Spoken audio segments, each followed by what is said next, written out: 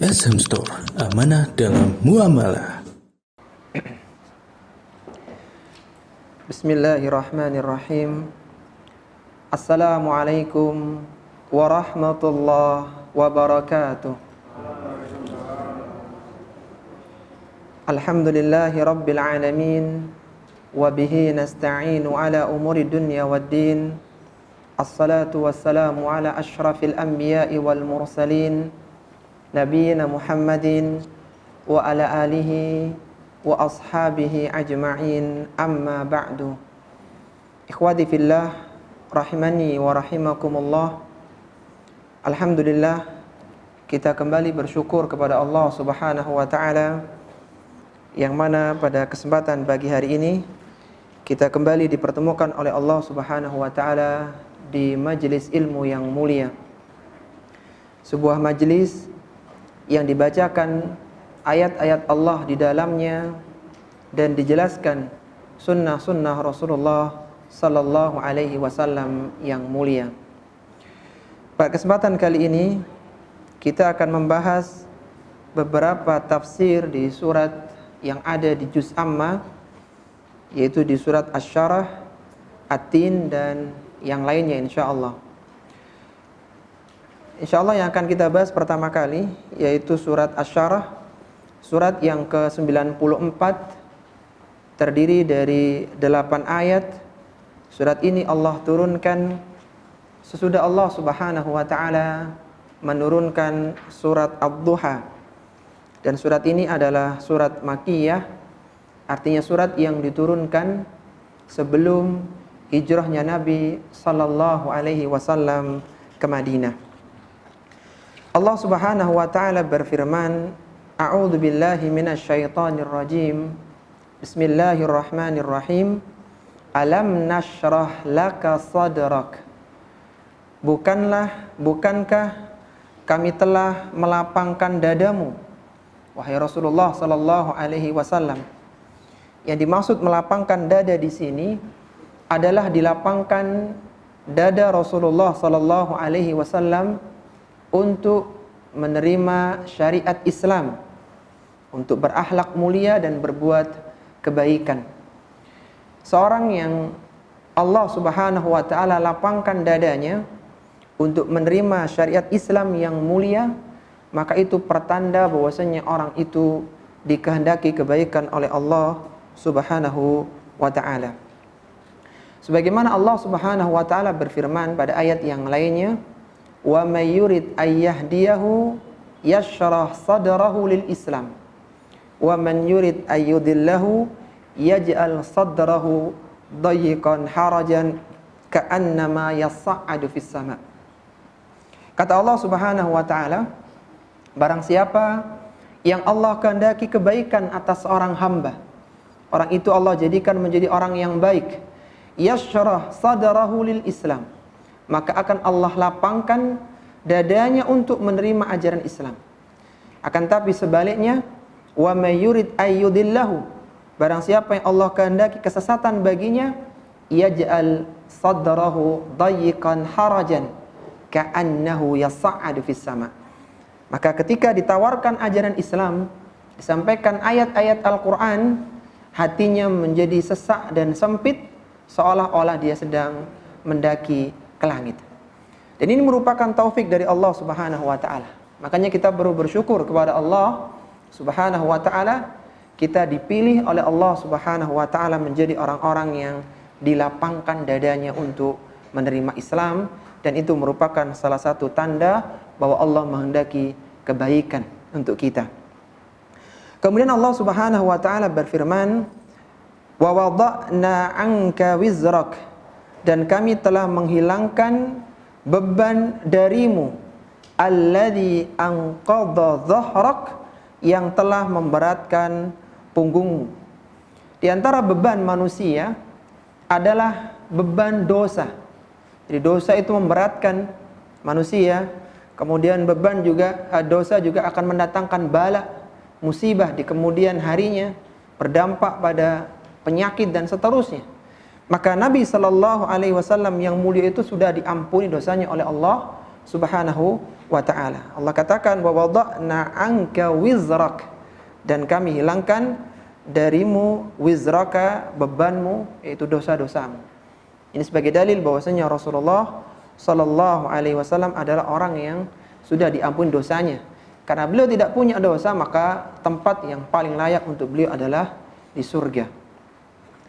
Wa rafa'na laka dzikrak, dan kami tinggikan sebutanmu, yaitu nama Rasulullah sallallahu alaihi wasallam itu mulia di dunia maupun di akhirat, di berbagai zaman. Setiap disebut nama Nabi sallallahu alaihi wasallam, maka kita harus bersalawat kepada beliau sallallahu alaihi wasallam. Bahkan Allah Subhanahu wa taala sendiri berfirman, "Innallaha wa malaikatahu yusalluna 'alan nabi, ya ayyuhalladzina amanu sallu 'alaihi wa sallimu taslima." Allah Subhanahu wa taala dan para malaikatnya bersalawat atas Nabi. Meskipun salawatnya berbeda ya.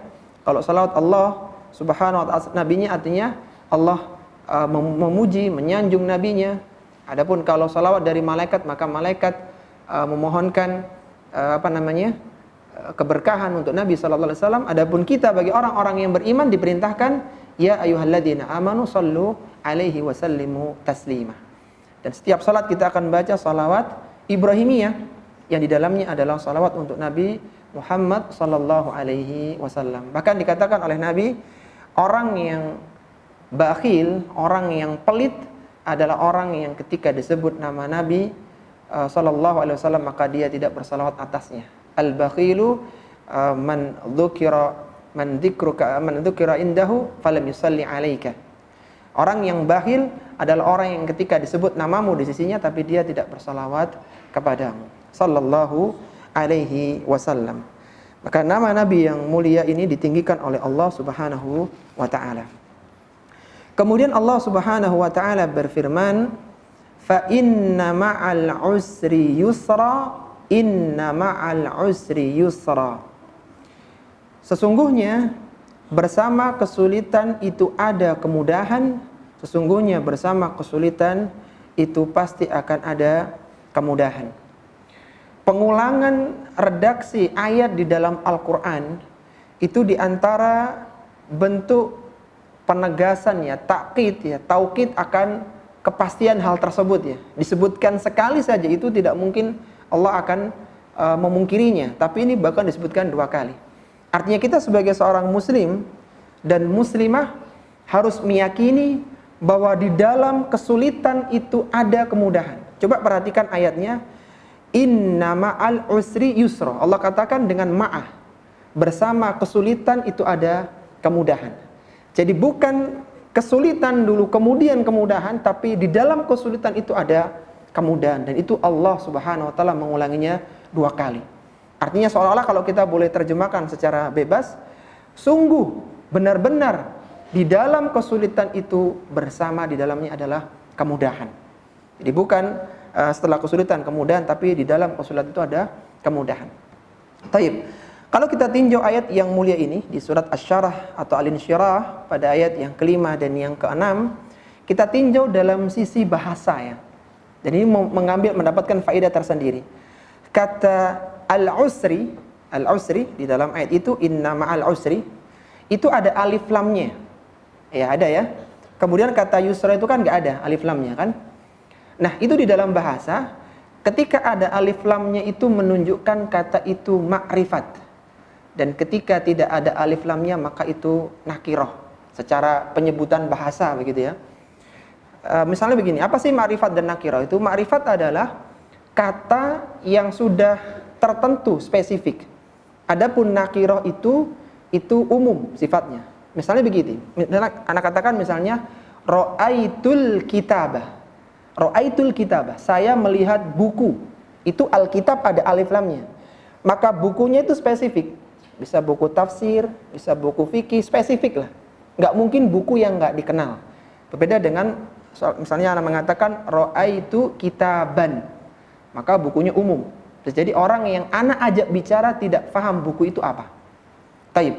Ini secara bahasa ya. Jadi al-usru atau al-usri itu adalah ma'rifat, sedangkan yusronya adalah nakirah. Apa faidahnya? Faidahnya adalah kata usru di ayat yang kelima dengan kata usri ya, atau usri ya, kalau mungkin supaya antum tidak bingung, kata usri di ayat yang kelima dengan ayat yang keenam itu sama. Masalahnya satu begitu. Itu ta'yin, jadi khusus dia. Kesulitannya itu cuma satu, tetapi yusronnya dua, kemudahannya dua. Sehingga para ulama mengambil faedah dari dua ayat ini, kesulitannya satu, tapi solusinya itu dua. Karena Allah sebutkan dua kali. Dan yusra Allah tidak menggunakan dengan model ma'rifat. Bisa dipahami ya? Jadi satu kesulitan pasti akan ada dua kemudahan. Itu yang pertama. Kemudian faedah yang kedua, setelah antum mengenal kata ma'rifat dan nakirah tadi. Ma'rifat itu yang khusus, sedangkan nakirah itu yang umum. Yang ma'rifat itu diketahui, sedangkan nakirah itu tidak diketahui, umum sifatnya. Maka kalaulah kesulitan itu sudah diketahui oleh seorang muslim dan muslimah secara zahir, ini loh masalah kita, maka yusrun, kemudahan itu bisa jadi dari jalan yang tidak pernah diperhitungkan. Jadi kita punya masalah nih, masalah ekonomi misalnya, maka bisa jadi yusrunnya, kemudahannya itu dari sesuatu yang tidak pernah diperhitungkan sebelumnya. Karena kata yusrun di dalam ayat ini digunakan atau digunakan oleh Allah Subhanahu wa taala dalam bentuk nakirah. Dan kita bisa melihat para ikhwah betapa dahsyatnya bahasa Al-Qur'an. Kata demi katanya itu bermakna. Ini bukan kebetulan ini. Jadi bukan kebetulan gak ada alif lamnya, tidak, memang sengaja. Dan ini ketika dipahami oleh seorang muslim dan muslimah, maka menumbuhkan optimisme tersendiri. Dia yakin bahwasanya Allah Subhanahu wa taala yang memberikan kesulitan, pasti di tengah-tengah itu ada kemudahan. Bahkan tidak hanya satu kemudahan, tapi dua kemudahan. Dan bisa jadi kemudahan itu tidak pernah diperhitungkan sebelumnya. Antum bayangkan, kalau ada seorang muslim dan muslimah sedang dihimpit masalah, dan dia paham bagaimana ayat yang mulia ini. Fa inna ma'al usri yusra. Inna ma'al usri yusra. Maka dia akan bangkit, dia akan termotivasi, dan dia yakin bahwasanya Allah pasti akan berikan pertolongan kepadanya. Sehingga tidak heran kalaulah seorang muslim dan muslimah ketika ditimpa musibah, justru yang keluar adalah kata syukur dari lisannya, bukan keluhan, bukan celaan kepada takdir yang ada. Syekh Muhammad Ibnu Shalih Al-Utsaimin rahimahullahu taala membagi manusia ketika menghadapi musibah, kondisi-kondisi berat, itu menjadi 4 tingkatan manusia. 4 tingkatan manusia. Tingkatan yang pertama, yang terendah, adalah orang yang mendapatkan musibah dan dia berkeluh kesah. Jadi dia menyalahkan takdir, ya, berburuk sangka kepada Allah Subhanahu wa taala, mencari kambing hitam dan semisalnya. Dan ini adalah buruk. Ini orang ini melakukan sesuatu yang dilarang di dalam agama Islam yang mulia. Ini yang pertama ya, orang yang berkeluh kesah. Kemudian yang kedua adalah orang yang bersabar. Orang yang bersabar. Artinya dia tahu bahwasanya musibah itu tidak menyenangkan. Dia paham ini nggak enak. Pekerjaan hilang, keluarga mungkin meninggal, ekonomi jadi berantakan. Ini tidak menyenangkan. Tapi dia bersabar, artinya menahan diri dari melakukan perkara-perkara yang diharamkan. Misalnya mengucapkan perkataan yang tidak pas, ya. Kemudian dia melakukan perbuatan-perbuatan yang dosa, semua ditinggalkan. Jadi bersabar artinya menahan diri dari melakukan perkara yang diharamkan. Taib, sebelum kita lanjutkan ikhwati fillah rahimani wa rahimakumullah, di mana kiranya letak kesabaran itu? Kesabaran yang dituntut di dalam agama Islam yang mulia adalah ketika pertama kali seorang mendapatkan musibah. Kata Nabi SAW, Al-sabru inda sadmatil ula. Kesabaran adalah ketika hentakan yang pertama. Jadi ketika ada seorang yang kehilangan keluarganya, maka pertama kali dia tahu keluarganya meninggal, pertama kali dia tahu orang tuanya meninggal, dan seterusnya, maka di saat itu dia harus bersabar. Jadi sabar itu bukan setahun, 2 tahun, 10 tahun setelah orang tuanya nggak ada. Itu sudah otomatis. Tapi kesabaran yang diminta dalam agama Islam adalah ketika mendapatkan perkara yang tidak menyenangkan, dia menahan diri. Ingin rasanya menangis, tapi tidak ingin mencela takdir, mengucapkan kata-kata yang buruk, karena dia tahu disinilah letak kesabaran itu diminta. Tapi itu level yang kedua ya. Jadi orang-orang yang bersabar. Di mana tadi letaknya sabar? Ketika pertama kali mendapatkan musibah. Jadi sesuatu yang tidak menyenangkan. Kemudian yang kedua atau yang ketiga ya, adalah orang yang ridho. Ini level yang ketiga. Orang yang ridho terhadap musibah atau perkara yang tidak disenangi. Yaitu dia selain menahan diri dari tidak melakukan perkara yang diharamkan oleh Allah Subhanahu wa taala. Kalau dulu pada masa jahiliyah itu wanita yang ditinggal mati suaminya akan melakukan niyahah ya, merobek baju, mencakar wajah, menjambak rambut, ini niyahah, ini diharamkan. Selain itu, selain dia tidak melakukan perkara yang diharamkan, maka dia ridho, dia paham bahwasanya semua yang menimpanya itu adalah baik untuk dia. Sebagaimana Allah Subhanahu wa taala berfirman di dalam Al-Qur'an di surat At-Taghabun, "Ma asaba min musibatin illa biiznillah wa may yu'min billahi yahdi qalbah." Kata Allah Subhanahu wa taala, semua musibah yang menimpa kalian itu semua dengan izin Allah Subhanahu wa taala. Artinya ketika Allah menghendaki, meskipun dia berusaha melindungi dirinya, memproteksi dirinya, tetap akan sampai kepadanya musibah itu.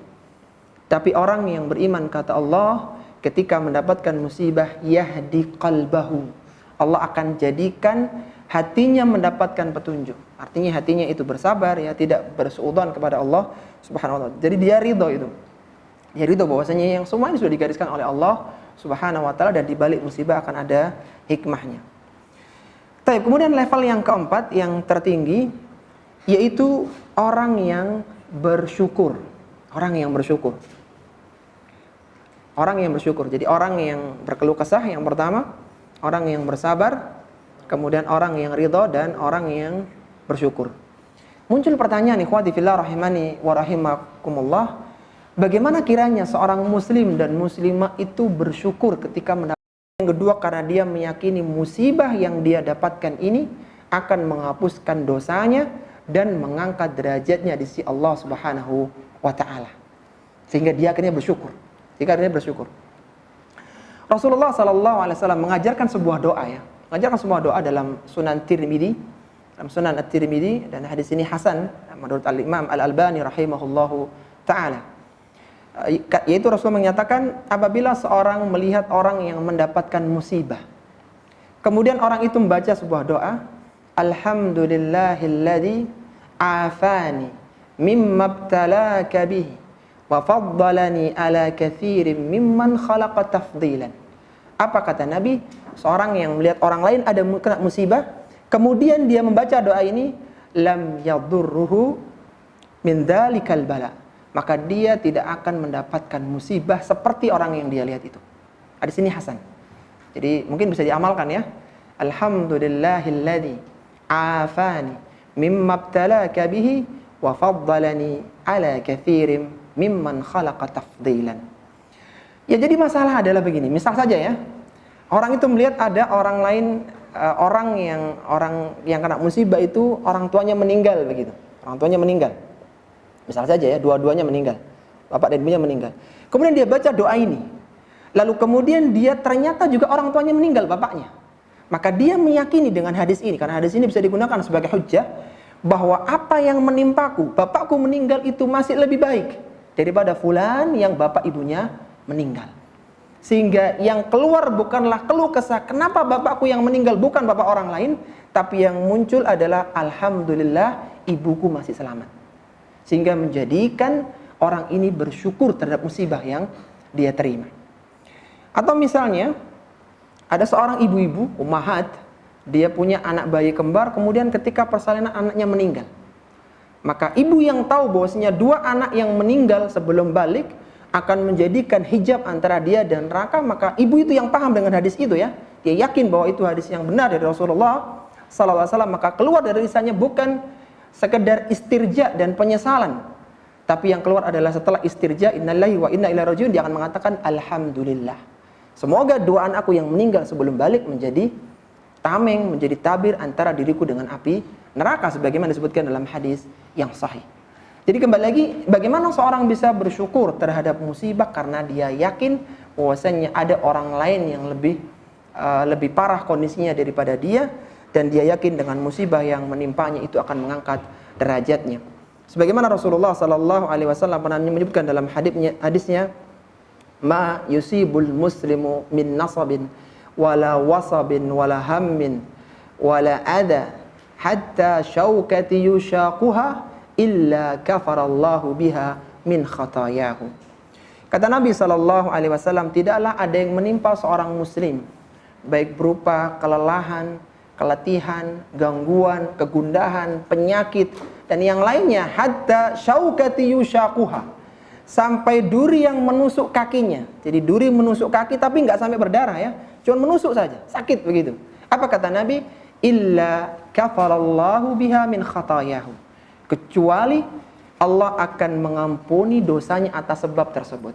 Antum bisa bayangkan ikhwati fillah rahimani wa rahimakumullah, kalaulah tusukan duri saja itu bisa menghapuskan dosa, bagaimana kiranya sakitnya hati ketika anaknya meninggal, orang tuanya meninggal, ekonominya berantakan, maka tentunya penghapusan dosanya jauh lebih besar.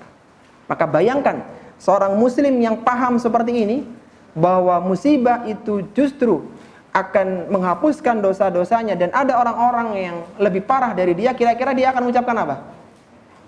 Akan mengucapkan apa? Alhamdulillah. Sehingga tidak bisa seorang itu mensyukuri musibah kecuali dia memang memiliki iman yang sangat luar biasa. Coba lihat orang-orang lain ya, orang-orang yang di luar Islam, betapa banyak mereka depresi, frustasi ketika mendapatkan musibah, akan tapi justru orang Islam lah yang mengatakan alhamdulillah ketika mendapatkan musibah. Dan itu merupakan gambaran keimanan yang sangat luar biasa. Tapi kembali dalam ayat kita tadi, kita harus meyakini bahwa satu kesulitan itu ada dua kemudahan, dan bisa jadi kesulitan yang sudah jelas di kasat mata, solusinya itu muncul dari arah yang tidak disangka-sangka. Sebagaimana kata yusran itu adalah kata nakirah yang umum. Tapi kemudian Allah Subhanahu wa taala berfirman, fa idza faraghta fansab. Apabila engkau telah selesai dari satu urusan, fansab, maka kerjakanlah urusan yang lainnya. Seorang muslim dan muslimah adalah seorang yang produktif. Dia tahu bahwasanya dia sedang berkejaran atau dipacu dengan usianya. Apakah dia lebih banyak amalannya atau keburu ajal mendatanginya?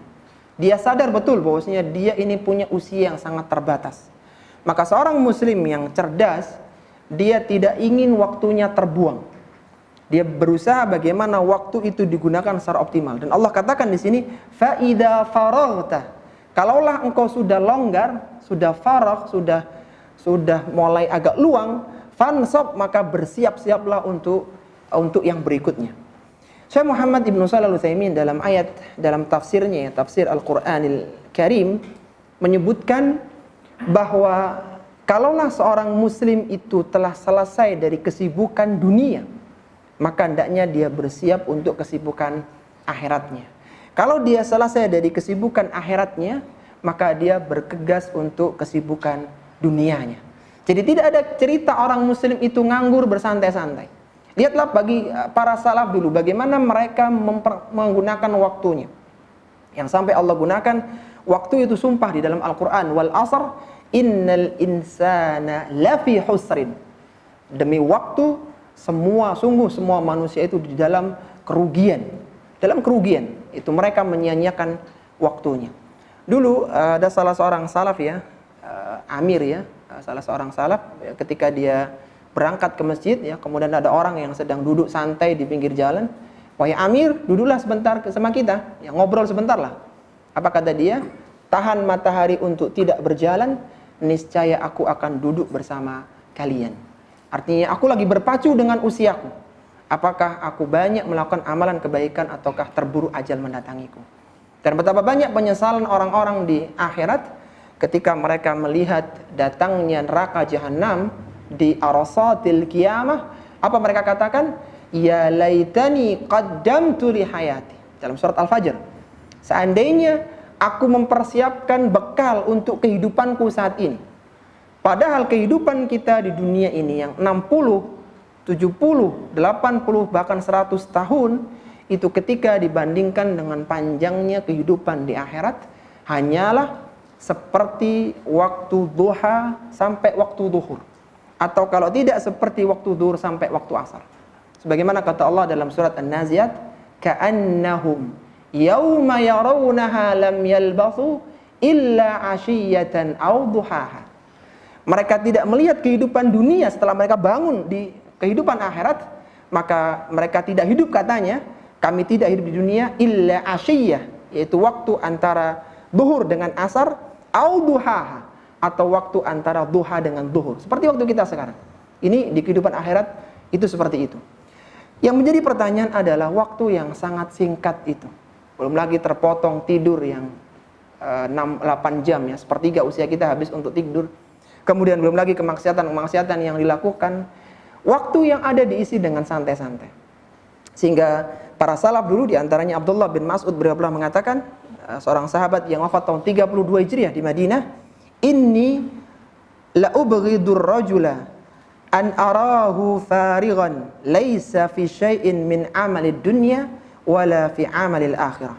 Sesungguhnya aku, kata Abdullah bin Mas'ud, aku benci dengan orang-orang yang pengangguran, yang terlalu banyak santainya, yang dia tidak bekerja untuk urusan dunianya dan tidak beramal untuk di kehidupan akhirat. Jadi semoga dengan membaca ayat yang mulia ini, fa idza faraghta fansab, menjadikan kita tidak terlalu banyak waktu istirahatnya ya.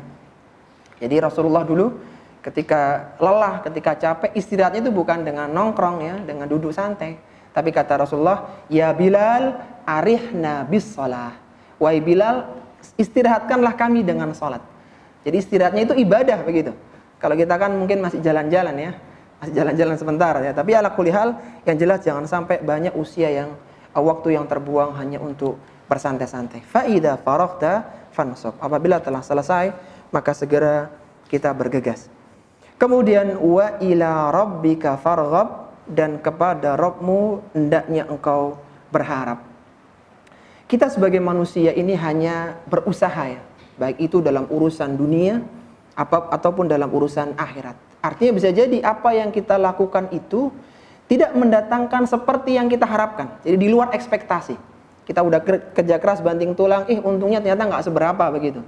Bahkan kalau dalam masalah ibadah, bisa jadi orang itu beramal ternyata kurang ikhlas sehingga pahalanya berkurang. Sampai-sampai kata Nabi SAW, wa innar rajula la yansarifu. Ada seorang yang sholat kemudian dia selesai, wa ma kutiba lahu, dan tidak tuliskan pahala untuk sholat dia, illa ushru salatihi, au tus'uha, au thumunuha, au sudusuha, au khumusuha, au rubu'uha, thuluthuha, nisfuha.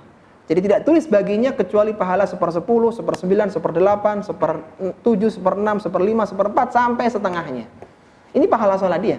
Artinya menunjukkan bahwa terkadang usaha tidak sesuai dengan harapan.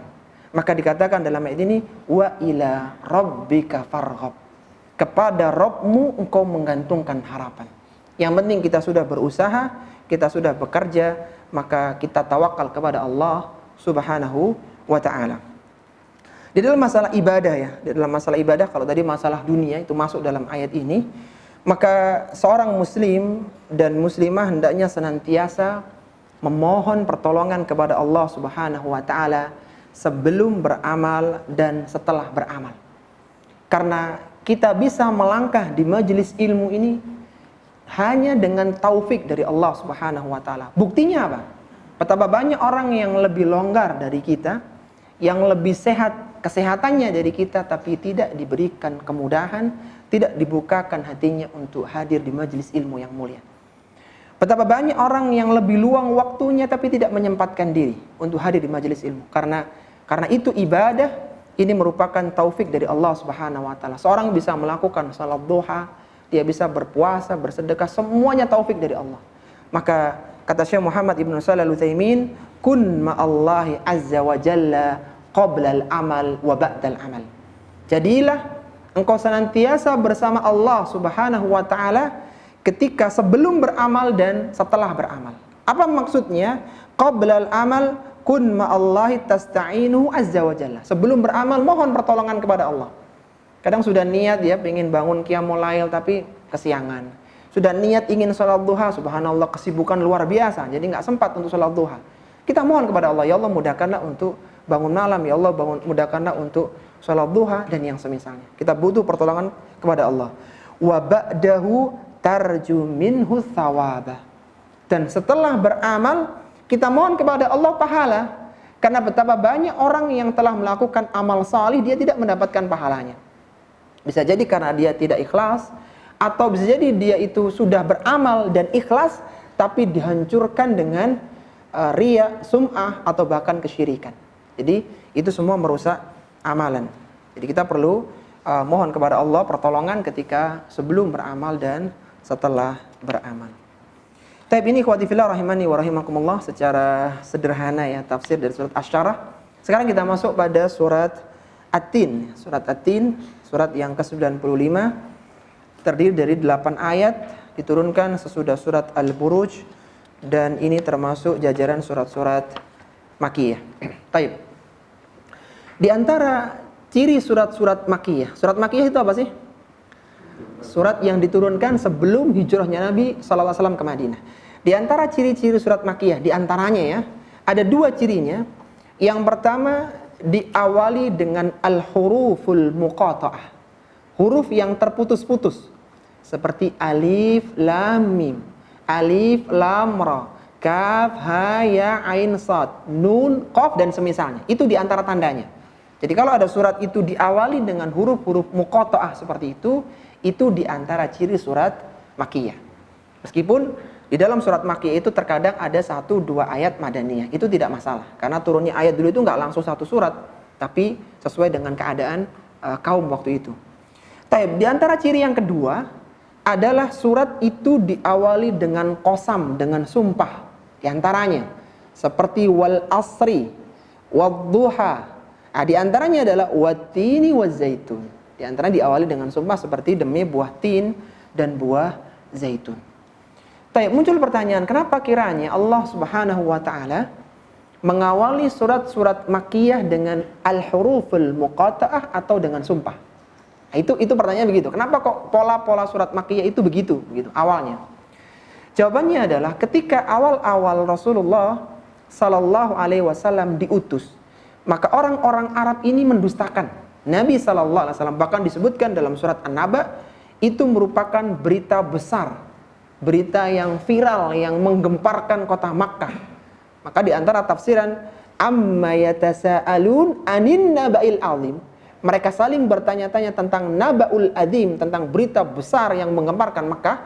Itu ada 3 tafsirannya. Yang pertama adalah berita tentang diutusnya Rasulullah, berita tentang Al-Quran, dan berita tentang al-ba'tsu ba'dal maut, adanya kehidupan atau kebangkitan setelah kematian. Ini membuat gempar orang, membuat viral, heboh waktu itu. Nah, karena waktu itu mereka pada mendustakan berita besar ini, maka Allah tantang orang-orang Makkah yang mereka waktu itu berada pada puncak sastra bahasa Arab yang sangat tinggi. Jadi mereka tuh punya pasar untuk sayembara sastra. Jadi apa ya istilah kita, mungkin puisi mungkin ya. Jadi di situ sayembara itu adalah penggunaan sastra yang sangat tinggi, lomba di sana. Nah, Al-Quran datang itu dengan huruf-huruf hijaiyah yang mereka kenal, qaf, nun, alif, lam, mim, sama seperti huruf yang mereka gunakan. Tapi coba dong, tolong buat surat yang seperti Al-Quran, yang hebatnya seperti Al-Quran. Maka semua mereka angkat tangan, tidak mampu. Sampai-sampai seorang nabi palsu, yaitu Musailamah Al-Kadzab ya, atau yang lainnya, dia membuat surat tentang yang menyaingi surat Al-Fil itu dengan surat kelinci ya judulnya surat kelinci. Jadi orang yang mendengarkan itu, waktu itu ada seorang yang juga mendengarkan, maka apa kata dia setelah dibacakan, aku juga barusan turun ayat kepadaku yaitu tentang kelinci itu membuat lubang dan begini begitu. Apa kata dia? Sungguh engkau tahu bahwasanya aku mendustakanmu. Yang mendengar itu mengatakan begitu, sungguh engkau tahu aku ini mendustakanmu. Artinya tidak mungkin ini adalah ayat Al-Quran. Ini bahasa yang sangat sederhana sekali, sangat sederhana, tidak mengandung faedah apa-apa. Kenapa digunakan al-huruful muqata'ah? Karena untuk memancing mereka. Bukankah kalian sudah sering berinteraksi dengan huruf-huruf hijaiyah ini? Maka kalaulah kalian mampu buat satu surat saja. Dan mereka semua tidak mampu. Itu yang pertama, alasannya kenapa menggunakan al-huruf al-muqata'ah. Taib. Kemudian alasan yang kedua, kenapa menggunakan qasam, menggunakan sumpah dalam surat-surat Makkiyah? Untuk meyakinkan audiens. Jadi kalau orang itu sedang dialog dengan orang lain ya, dan ini masalahnya penting, maka orang akan bersumpah, demi Allah, saya sudah melakukan ini. Menggunakan sumpah ini untuk menyatakan pentingnya sesuatu yang akan disampaikan. Nah, terkadang dalam Al-Quran itu sumpah nggak cuma satu. Bisa tumbuk 3, tumbuk 6, tumbuk 7, banyak. Dan ini menunjukkan perkara yang akan Allah datangkan adalah perkara yang sangat penting dengan sumpah itu. Karena kalau yang diajak berbicara ini orang muslim di Madinah, nggak perlu sumpah mereka. Mereka ketika turun ayat taslim sudah. Turun ayat langsung taslim. Ketika turun surat Al-Mutaffifin ya. Al-Mutaffifin itu surat transisi itu. Ketika Rasulullah akan berangkat, turun bagian akhir Al-Mutaffifin, kemudian setelah sampai di Madinah turun bagian awalnya. Sehingga para ulama khilaf apakah ini Madaniyah ataukah Makkiyah. Intinya ketika turun wailul lil mutaffifin, teguran bahwa celaka bagi orang-orang yang berbuat curang. Siapa mereka itu? Alladzina idza talu 'alan nasi yastawfun wa idza kaluhum aw wazanuhum yukhsirun. Mereka itu kalau nimbang atau kalau minta timbangan itu dilebihkan, tapi kalau nimbang untuk orang lain dikurangi. Itu waktu itu ketika turun ayat itu, penduduk Madinah yang sebagiannya itu berprofesi sebagai pedagang, kan Madinah itu pedagang ya, sebagiannya ya, sebagian juga petani. Nah, mereka itu dalam kondisi yang seburuk-buruk manusia dalam perdagangan. Setelah turun ayat yang mulai itu langsung semua memperbaiki timbangan-timbangan mereka. Ini karena konteksnya adalah orang yang beriman. Turun ayat langsung taslim mereka. Tapi akan sangat berbeda ketika mad'unya itu orang kafir. Maka dibutuhkan sumpah dengan berbagai tingkatannya. Jadi kenapa digunakan sebagai sumpah? Digunakan sumpah dalam surat Makkiyah karena konteks pembicaraannya dengan orang-orang kafir yang nggak mudah percaya dengan Al-Quran, begitu. Tapi sekarang kita masuk di surat At-Tin. Allah Subhanahu Wa Taala bersumpah dengan 3 lapis sumpah. Allah bersumpah, wat-tini waz-zaitun wa turi sinin. Bahkan dengan 4 ya, wa hadzal baladil amin. Jadi dengan 4 sumpahnya. Taib, mungkin sedikit tambahan informasi ya. Dari mana kita tahu bahwasanya itu adalah qasam, itu adalah sumpah dalam Al-Quran? Biasanya sumpah dalam Al-Quran itu menggunakan wawu qasam dan huruf terakhirnya atau harokat terakhirnya itu kasrah. Seperti wal asri, wattini, nah gitu itu, kasrah gitu. Wal fajri, nah gitu. Itu sumpah begitu. Beda dengan misalnya seorang mengatakan wal fajru, artinya dan fajar. Watin dan tin, jadi beda. Jadi kalau dia diharokat dhammah maka dia bukan sumpah, tapi kalau kasrah dia menjadi sumpah. Makanya kalau ada orang mengatakan wallahu, aku tidak melakukan apa-apa, itu bukan sumpah, antum jangan kaget. Kalau dia mengatakan wallahu, tapi kalau wallahi sumpah dia. Nah, jadi yang pintar itu wallahu, anda nggak tahu apa wallahu. Jadi itu bukan sumpah ya, antum jangan terkecoh. Taib, Allah Subhanahu Wa Taala bersumpah dengan buah tin dan buah zaitun. Dan ini menarik para ikhwah. Tidaklah Allah Subhanahu Wa Taala menggunakan sesuatu sebagai objek sumpah kecuali objek itu adalah sesuatu yang penting, baik di sisi Allah Subhanahu Wa Taala ataupun di sisi manusia. Jadi kita harus meyakini objek yang digunakan itu sesuatu yang sangat penting. Kenapa Allah pilih buah tin dan buah zaitun?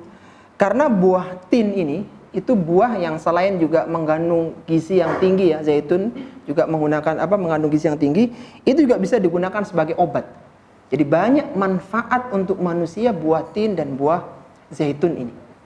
Itu banyak, kita yang mungkin yang pakar-pakar herbal ya, tidak sepi dari minyak zaitun dan mungkin buah tin untuk konsumsi. Itu yang pertama ya, secara zahir bahwasanya buah itu adalah buah yang banyak bermanfaat untuk manusia, baik itu untuk konsumsi maupun untuk pengobatan. Yang kedua adalah disebutkan buah tin itu sebagai isyarat, sebagai kinayah bahwasanya itu adalah tempat Baitul Maqdis ya, yang terkenal dengan buah tin dan buah zaitun ya. Tapi buah tin dan buah zaitun itu banyak tumbuh di Baitul Maqdis, daerah Palestina. Dan kita tahu di sana itu ada nabi yang sangat besar, yaitu nabi terakhir di kalangan Bani Israel, yaitu Nabi Isa bin Maryam. Jadi secara zahir buah tin dan zaitun itu bermanfaat untuk manusia, bahkan bisa menyembuhkan penyakit melalui buah itu. Isyarat yang lainnya bahwa tin dan zaitun itu buah yang banyak tumbuh di Baitul Maqdis di Palestina, yang di sana ada Nabi Isa bin Maryam, nabi di kalangan Bani Israel yang terakhir, begitu. Kemudian waturi sinin, dan demi Bukit Tur. Bukit Tur ini sebuah tempat yang istimewa di bumi, salah satu tempat yang istimewa. Kenapa? Karena dulu di Bukit Tur itu Nabi Musa alaihi salatu wassalam pernah berdialog, berbicara dengan Allah secara langsung. Jadi Nabi yang disebut dengan kalamullah, yang diajak berbicara secara langsung adalah Nabi Musa alaihi salatu wassalam. Dan Nabi Musa ini adalah Nabi Bani Israel yang terbesar, maksudnya yang paling utama, yaitu Nabi Musa alaihi salatu wassalam.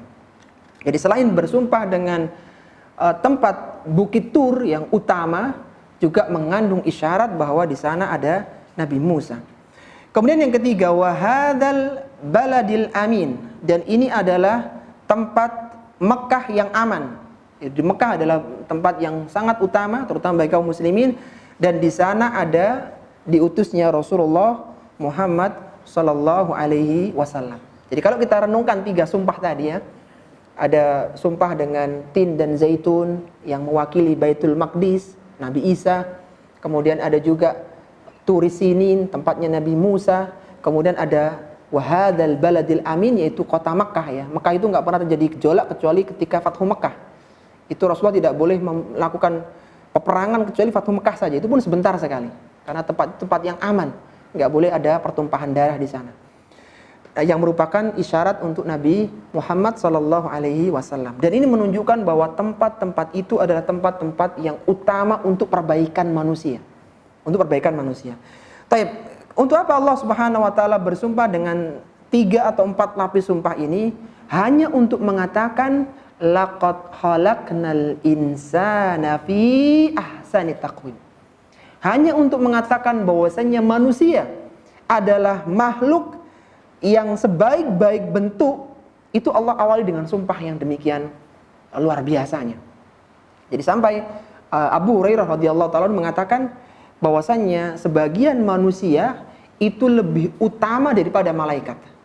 Meskipun malaikat itu punya sayap, ada yang 22, 33, 44, ada yang sampai 600 malaikat Jibril, itu secara penciptaan bentuk itu lebih utama manusia. Kenapa? Karena Allah mengatakan laqad khalaqnal insana fi ahsani taqwim. Sungguh manusia diciptakan dalam sebaik-baik penciptaan. Dan untuk mengatakan ini tadi berapa sumpahnya? Ada 3 atau 4 sumpah. Jadi kalau begitu lebih utama mana? Kata Abu Hurairah, lebih utama manusia secara penciptaan ya. Makanya kalau ada manusia itu yang totemik ya, menokohkan binatang, wah ini Masya Allah sebenarnya manusia sendiri begitu, nggak perlu binatang-binatang yang aneh-aneh begitu, karena sebaik-baik bentuk justru malah manusia.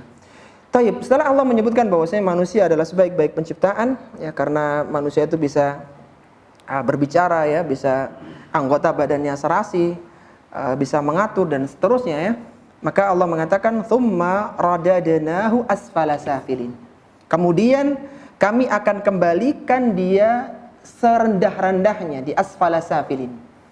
Para ulama-ulama tafsir, mereka berbeda penafsiran dalam 2 pendapat yang besar.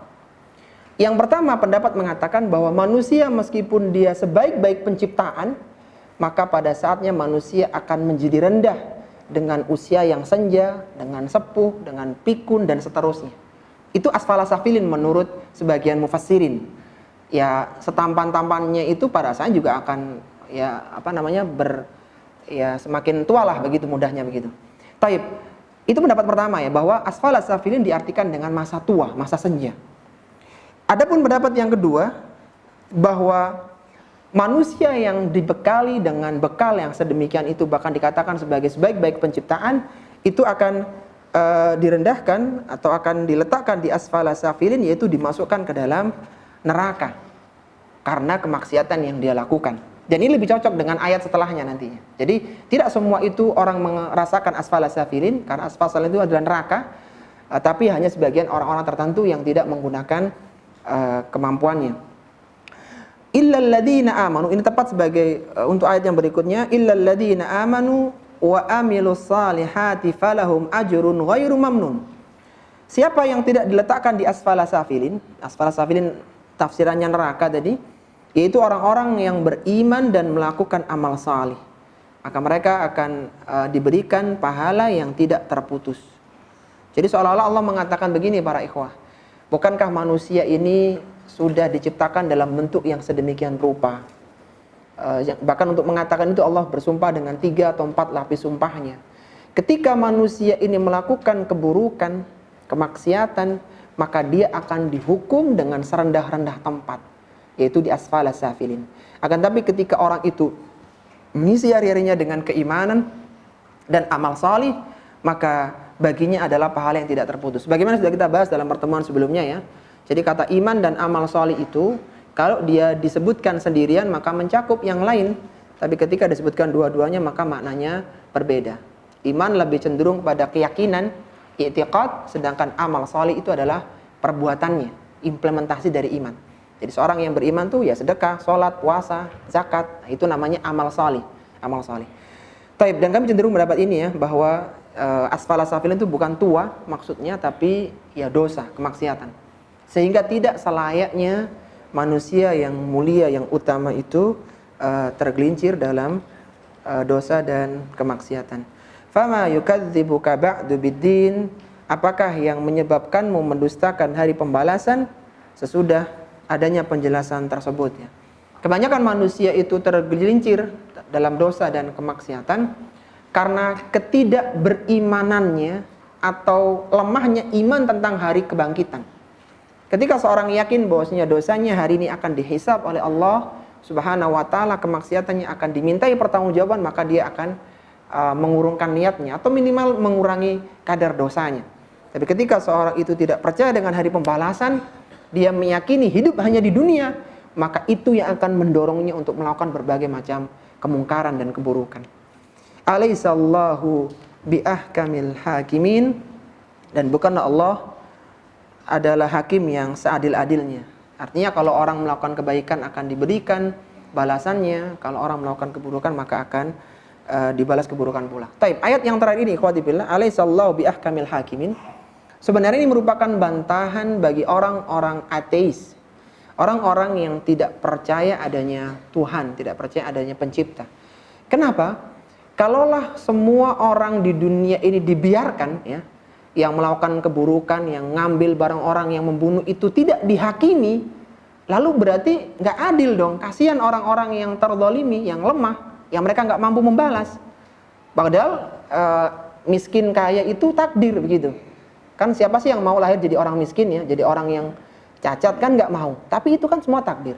Ketika mereka ini dengan kondisinya yang miskin ditindas oleh yang kaya, kemudian tidak ada persidangan pada hari kiamat kelak, tidak ada hisab, maka ini bukan buah keadilan. Maka Allah katakan alaihissallahu biahkamil hakimin. Bukankah Allah adalah hakim yang seadil-adilnya. Tidak mungkin orang yang melakukan kezaliman dibiarkan oleh Allah pada hari kiamat. Sehingga orang yang beriman meyakini bahwasanya haknya yang terampas di dunia ini maka bisa menjadi simpanan kebaikan pada hari kiamat. Karena nggak mungkin semua itu berjalan dengan kebetulan dan tidak mungkin adanya kezaliman yang dibiarkan pada hari kiamat. Karena Allah adalah sebaik-baik hakim. Taib, karena waktu tinggal berapa menit Pak Danang? Kurang berapa menit ini waktunya? Kurang setengah jam lagi ya. Baik, kita kayaknya nggak bahas surat Al-Alaq ya. Surat Al-Alaq silakan antum baca sendiri. Itu kayaknya cukup panjang. Kita langsung di surat Al-Qadar aja. Taib, mungkin surat Al-Alaq kita bacakan satu ayat saja ya. Semoga ini menjadi pemantik semangat. Tapi selebihnya antum baca sendiri ya. Karena kayaknya waktunya yang sangat terbatas. Di halaman 634 yang bawa buku, itu Allah Subhanahu wa taala berfirman tentang keutamaan pena. Satu ayat saja mungkin, selebihnya antum silakan baca. Allah Subhanahu wa taala berfirman di awal-awal surat Al-Alaq. Al-Alaq itu 5 ayat pertamanya turun di awal-awal kenabian. Nah, di ayat yang keempat Allah Subhanahu wa taala berfirman, "Alladzi 'allama bil qalam." Yang mengajarkan manusia dengan perantara pena. Pena yang dimaksudkan dalam ayat yang mulia ini, surat Al-Alaq pada ayat yang keempat, itu pena yang antum gunakan sekarang. Jadi pena itu ada dua para ikhwah. Yang pertama adalah pena di Lauhil Mahfuz untuk menulis takdir manusia. Itu yang pertama. Dan kedua adalah pena-pena antum itu. Dalam surat Al-Qalam ya, Nun wal qalami wama yasturun, itu kolam yang dimaksudkan di sana adalah kolam Lauhil Mahfuz. Pena untuk menulis takdir. Yang kata Nabi SAW, kataballahu maqadiral khalaiqi qabla an yakhluqas samawati wal arda bi 50 alfasana. Allah telah menuliskan takdir segala sesuatu 50.000 tahun sebelum penciptaan langit dan bumi. Nah, pena itu kolam yang dimaksudkan di surat Al-Qalam itu. Itu kolamnya sana. Adapun kolam di sini adalah kolam-kolam antum para ikhwah. Yang antum gunakan untuk menulis itu. Allah lah yang telah mengajarkan manusia untuk tulis-menulis. Dan subhanallah, kolam ini adalah sebuah kekuatan tersendiri bagi manusia. Kalau tidak ada kolam, tidak ada pena, tidak ada tulisan, maka ilmu dari satu generasi tidak bisa dipindahkan ke generasi berikutnya. Begitu pemilik ilmu meninggal, maka selesai. Orang berikutnya harus memulai dari awal lagi. Sehingga apa kata Qatadah ya? Qatadah seorang tabi'in di Basrah yang wafat tahun 117 Hijriyah. Beliau pernah mengatakan, al-qalamu nikmatun minallahi ta'ala azimah. Kolam, pena, pulpen itu adalah kenikmatan yang besar dari Allah Subhanahu wa taala. Laula dzalika lam yakum dinun.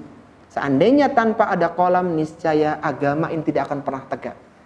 Antum bayangkan, kalaulah Imam Bukhari di masa keemasan ilmu hadis.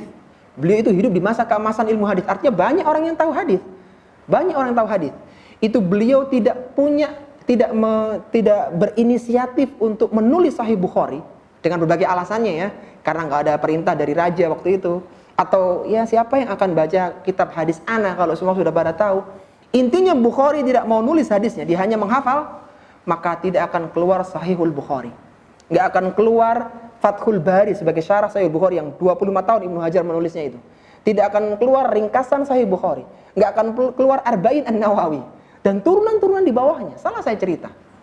Adanya Sahih Bukhari melahirkan ilmu berikutnya. Dan betapa sekarang kita merasakan ulama-ulama yang sudah wafat rahimahullahu ta'ala, itu kita bisa merasakan mutiara ucapan mereka dari mana? Dari kitab-kitab mereka. Karena banyak mengambil faedah dari kitabnya Syekh Albani rahimahullahu ta'ala, Syekh Muhammad bin Shalih Al-Utsaimin dalam tafsirnya, dan banyak lagi yang lain, Syekh Sa'di.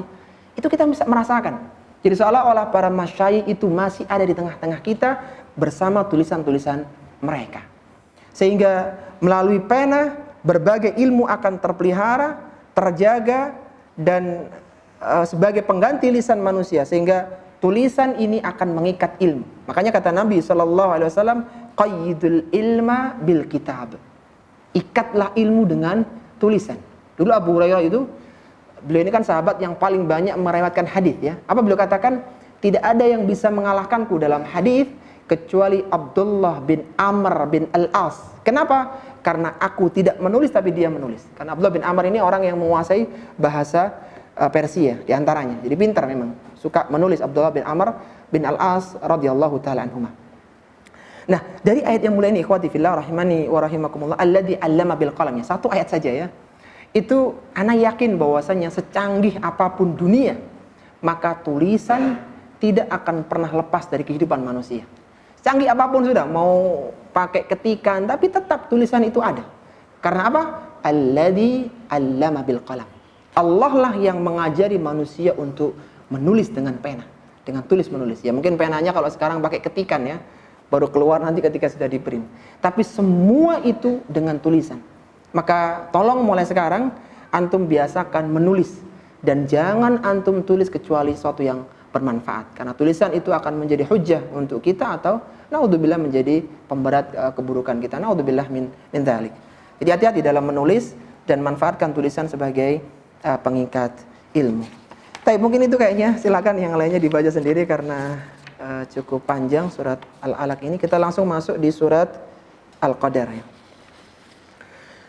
Taib, Allah Subhanahu wa taala berfirman di surat Al-Qadar, "Inna anzalnahu fi lailatul qadar." Sesungguhnya kami telah menurunkan hu di sini adalah maksudnya adalah Al-Qur'an pada malam Lailatul Qadar. Baik. Turunnya Al-Qur'an ikhwati fillah rahimani wa rahimakumullah itu terbagi menjadi dua. Yang pertama adalah turun secara total keseluruhan, yaitu dari Lauhil Mahfuz ke langit dunia, itu terjadi di malam Lailatul Qadar. Turunnya secara keseluruhan total yang terjadi di malam Lailatul Qadar. Taib. Kemudian yang kedua adalah turun secara berangsur-angsur. Itu terjadi selama sekitar 23 tahun ya. Fase Makkah 13 tahun dan fase Madinah 10 tahun. Jadi turun secara berangsur-angsur sesuai dengan kondisi zaman waktu itu. Jadi yang dimaksudkan di sini adalah turun dari Lauhil Mahfuz ke langit dunia.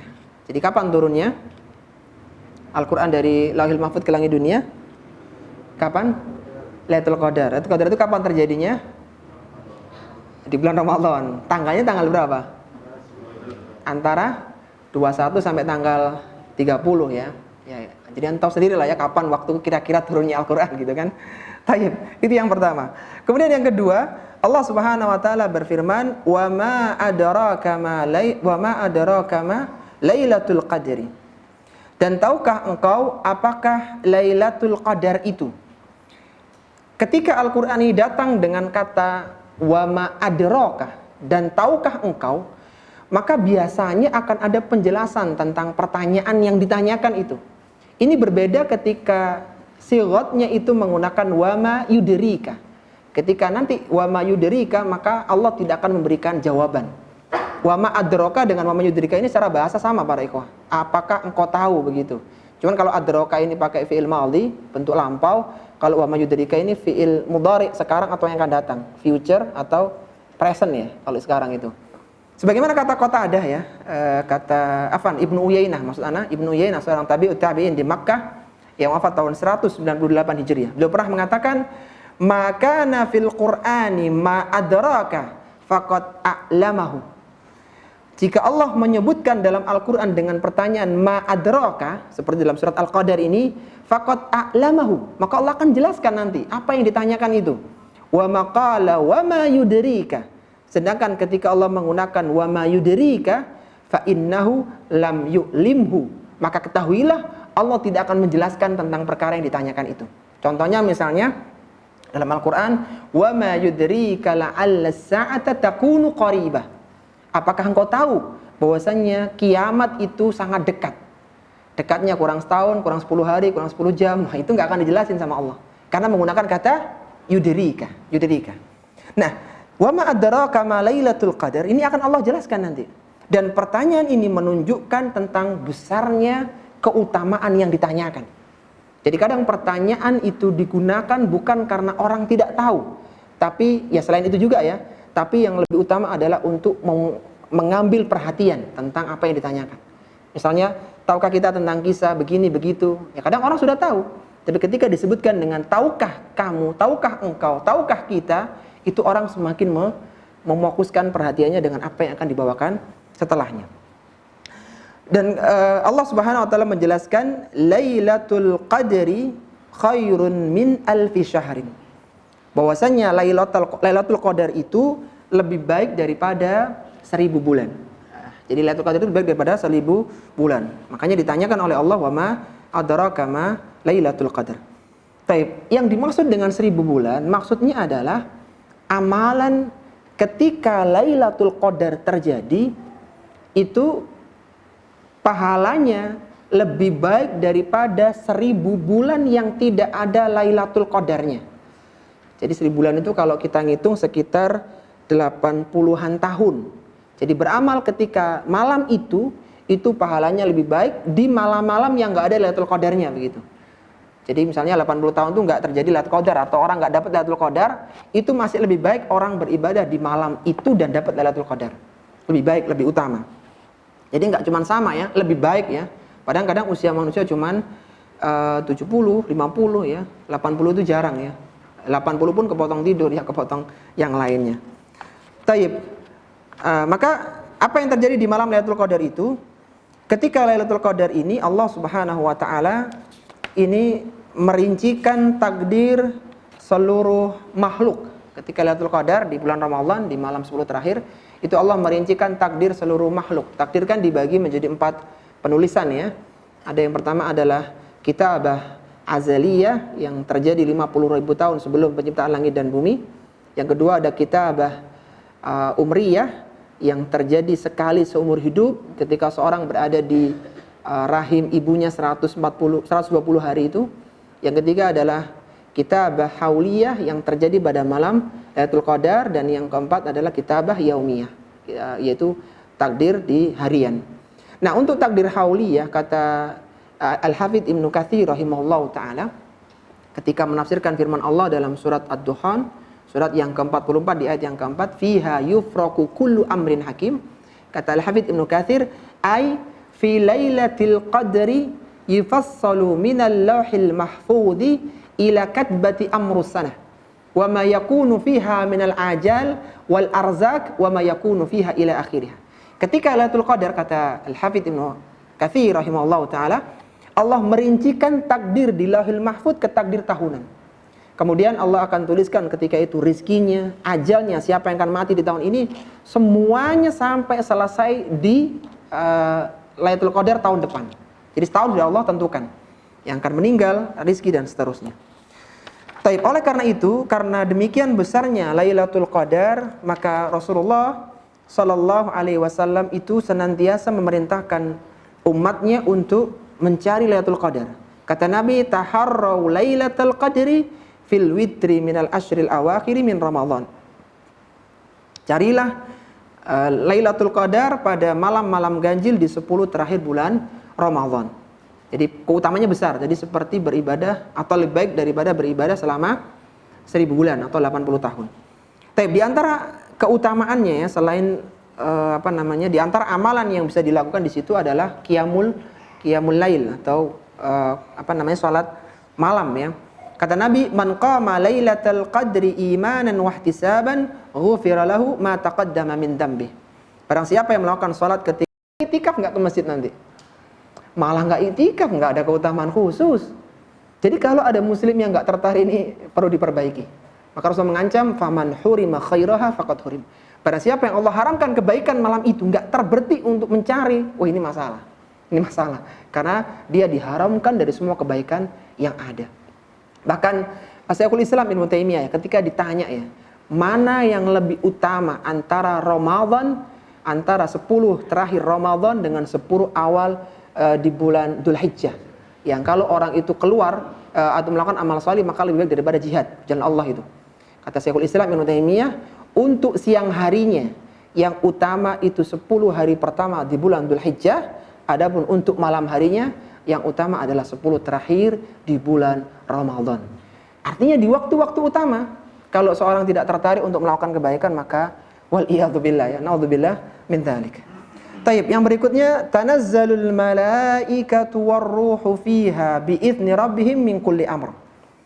Pada malam itu turun para malaikat warruh, dan ruh yang dimaksud di sini adalah malaikat Jibril alaihi salatu wassalam dengan izin Rabbnya, min kulli amr, dengan membawa segala urusan. Taib, yang pertama kita cermati kata tanazzalu. Tanazzalu ini para ikhwah secara hukum ya dalam nahwu yaitu fi'il mudhari' ya. Tanazzala yatanazzalu begitu. Cuman ya-nya dihilangkan li takhfif. Jadi asalnya itu yatanazzalul malaikah begitu. Ya-nya dihilangkan li takhfif untuk meringankan. Taib, intinya secara bahasa dia adalah fi'il mudhari' begitu. Apa faidahnya fi'il mudhari'? Di antara faidahnya, jadi kalau orang tahu bahasa itu kata ini tuh ada poin penting begitu. Penggunaan kata ini, Allah tidak katakan tanazzala tapi ya tanazzalu atau tanazzalu begitu. Di antara faidahnya, kata yang menggunakan fi'il mudhari' itu lil istimrar, untuk sesuatu yang terus-menerus turun atau terjadi. Jadi tanazzalu artinya malaikat itu terus-menerus turun. Jadi sebagai bantahan bagi orang yang mengatakan bahwasanya Lailatul Qadar itu hanya terjadi pada masa Nabi. Karena seharusnya kalau itulah yang terjadi maka harusnya tanazzalal malaikah. Harusnya begitu. Tidak menggunakan tanazzalu. Taib, itu yang pertama. Apalagi kalau kita lihat ya, bahwasanya Rasulullah mengatakan taharrau lailatal qadri. Rasulullah mengatakan carilah. Apalagi juga para istri Nabi itikaf setelah wafatnya Rasulullah. Ini semua menunjukkan bahwasanya Lailatul Qadar terjadi setiap tahun. Jadi ketika ada yang menyatakan itu, maka itu menyelisih nas dalil, baik itu secara nas dalil Al-Qur'an, As-Sunnah maupun secara lughah bahasa. Jadi bahasanya sudah bermasalah begitu ya, apalagi secara dalil yang lain. Taib. Turunnya malaikat ikhwati fillah rahimani wa rahimakumullah itu sebagai pertanda adanya rahmat dan kebaikan. Makanya rumah yang ada gambar bernyawanya kan malaikat tidak mau masuk. Jadi rahmat pun nggak akan masuk di situ. Nah, sebaliknya ketika nggak ada gambarnya atau ketika Lailatul Qadar, maka malaikat akan turun sehingga itu ada berkah, ada rahmat di sana. Sampai kapan Lailatul Qadar ini? Salamun hiya hatta matla'il fajar. Sampai terbitnya fajar ya, yaitu sampai dimulai dari tenggelamnya matahari. Jadi misalnya malam 27 misalnya itu Lailatul Qadar, maka mulai tenggelam matahari sampai terbit fajar itu semua dihitung Lailatul Qadar. Sehingga ada ulama yang mengatakan barang siapa yang sholat maghrib dan isya di malam Lailatul Qadar itu dia sudah termasuk mendapatkan Lailatul Qadar, begitu. Atau iya, jadi intinya waktunya cukup panjang dari mulai tenggelam matahari sampai terbit fajar. Ketika terbit fajar maka sudah habislah Lailatul Qadar. Tapi dari mana kita tahu bahwasanya Lailatul Qadar itu setelah terjadi ya? Di antara tandanya ini ada hadis-hadis yang sahih yang kita bawakan, adapun tanda-tanda yang lain yang dhaif tidak kita sebutin. Disebutkan dalam sebuah hadis, Lailatun taliqatun la harata wala baridah. Malamnya cerah, tidak panas, tidak dingin. Tusbihu syamsu yaumaha hamra'a dha'ifatan. Jadi matahari terbit pada pagi harinya memerah dengan cahaya yang lemah. Amaratuha, dalam hadis yang lain, amaratuha tandanya antatlu asyamsu fi sabihati yaumiha bayadha'a la syu'a'a laha. Matahari akan terbit keesokan paginya itu dengan cahaya putih yang tidak menyilaukan mata. Jadi jam 6 begitu matahari itu bisa kelihatan piringnya. Jadi kayak bulan kalau siang. Jadi kita dulu pernah lihat ya, jadi kelihatan putih gitu. Yang seharusnya jam 6 ini sudah sangat menyilaukan sekali. Ya, jadi kelihatan kayak piringannya itu loh, kayak bulan waktu siang-siang gitu, putih begitu. Nah, itu tanda Lailatul Qadar sudah terjadi tadi malam. Tapi sebagai penutup ada perkataan dari Syekh Abdurrahman bin Nasir As-Sa'di rahimahullahu taala. Semoga ini semakin meyakinkan kita bahwasanya Lailatul Qadar tetap terjadi setiap tahun dan semoga kita bisa bersemangat untuk mencarinya.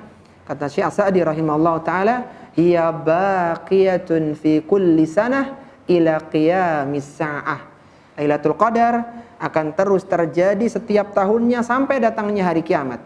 Walihada kana an-nabiy sallallahu alaihi wasallam ya'takifu wa yukthiru min at-ta'abbudi fil ushril awakhir min Ramadan. Oleh karena itu Rasulullah senantiasa itikaf ya, memperbanyak ibadah di 10 terakhir di bulan Ramadan. Untuk apa? Raja'a Lailatul Qadri, yaitu karena beliau berharap untuk mendapatkan Lailatul Qadar. Kita bisa bayangkan ya, Rasulullah sudah diampuni dosanya di surat Al-Insyirah tadi, sudah dijamin surganya aja masih cari Lailatul Qadar ya.